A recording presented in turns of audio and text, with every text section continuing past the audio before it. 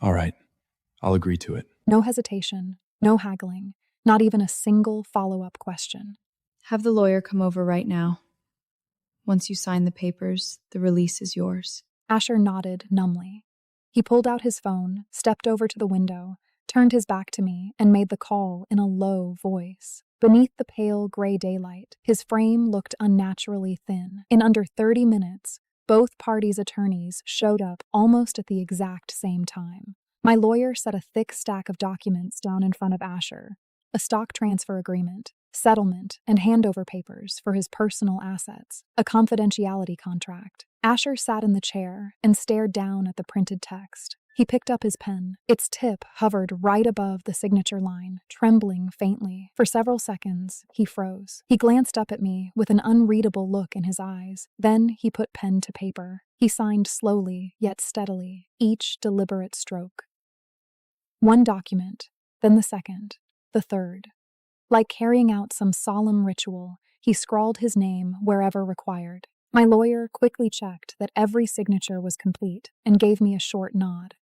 I opened the drawer on the nightstand, took out the prepared and waiting release of liability paper, and held it out to him.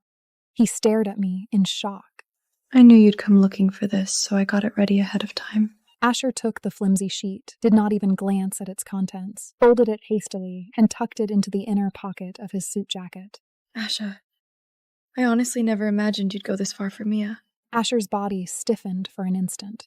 No, Blair. You know I would hand over anything for you. He paused. If it weren't for you, no one could ever take these things from me. With that, he wasted no more time. He twisted around, pulled the door open, and walked out.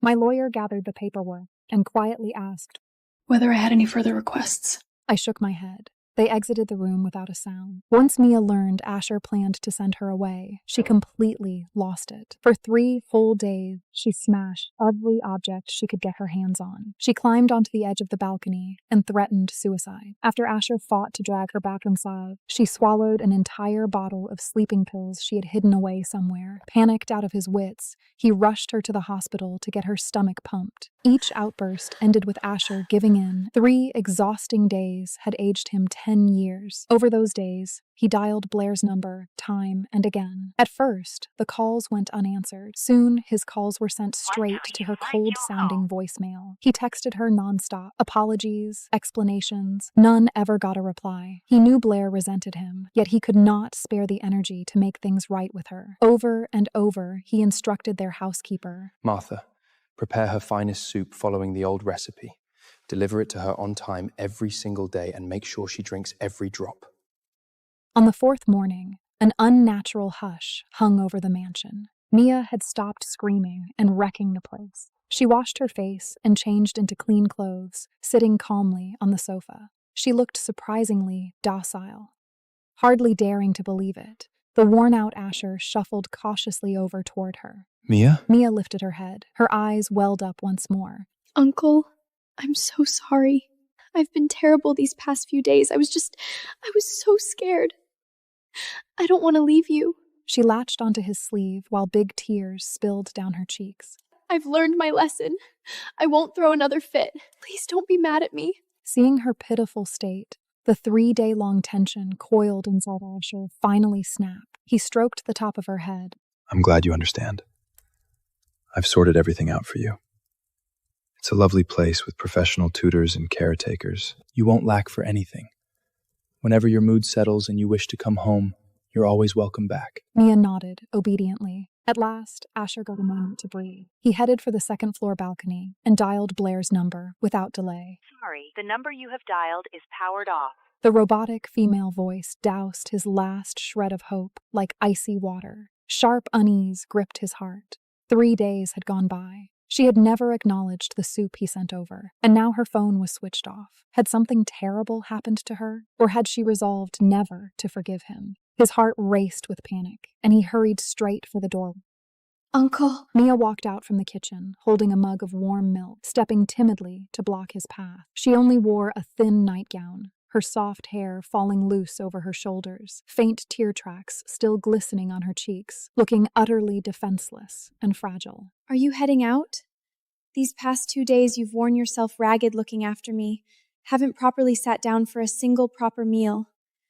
Drink some milk to line your stomach before you go, otherwise your insides will ache something terrible. Asher stared at the mug, steaming gently in her hands, then glanced at Mia's face, brimming with pleading reliance. He'd raised her all these years, even after all the terrible harm she'd caused. He simply couldn't bring himself to push her away harshly. For once, you're showing some thought for others. He tipped the mug back and drained every last drop in one go. The warm liquid slid down his throat, easing the hollow gnawing in his empty stomach slightly. He handed the empty mug back to Mia, lifting a hand to rub his throbbing. I've got an urgent errand to run out. I'll be back before you know it. With that, he turned, ready to step out the door. Mia suddenly threw her arms tight around his waist from behind. Muffled, suppressed sobs seeped out. Uncle, don't leave me. Just stay home with me for one single day. Tomorrow I've got to check into the therapeutic care center, and I won't get to see you for ages after that. My heart's twisting with freat. Only being right beside you makes me feel safe. It was as if she feared letting go would make Asher vanish entirely. That frail, helpless bearing wrapped around his feet like an invisible chain, halting his every step. He caved in the end. All right, I won't go. I'll stay here with you all day. Now stuck at home, Asher sank onto the sofa to sit with Mia watching television, but he couldn't focus on a single second of the plot playing out on screen. His mind replayed the image over and over, Blair crumpled in a pool of blood outside the civil registry office. Time and again, he pulled his phone out, ready to dial Blair's number anew, but every time he unlocked the screen, Mia noticed instantly. Either she'd immediately curl up against his arm, chattering and clinging to him to distract him, or she'd accidentally knock his phone flying from his grasp. Uncle, why do you keep staring at your phone? Are you still thinking about Blair? She struck me first, and yet you always take her side no matter what. I'm not taking her side. Asher replied, worn thin with exhaustion. I owe her more than I could ever repay. But you two signed the divorce papers already. I've been the one by your side for 6 whole years, while she only stormed off in a fit of anger. Sooner or later, she'll wipe you clean from her mind. Why don't you let her fade away little by little? Wouldn't it be better for just the two of us to live quietly, no one else getting in the way? Asher's head spun with tangled turmoil, all his guilt and remorse twisted into a muddled knot. Seeing Asher's mind fixed solely on leaving to find Blair, she reached up, looping her arms around his neck and pressing her whole body flush against his.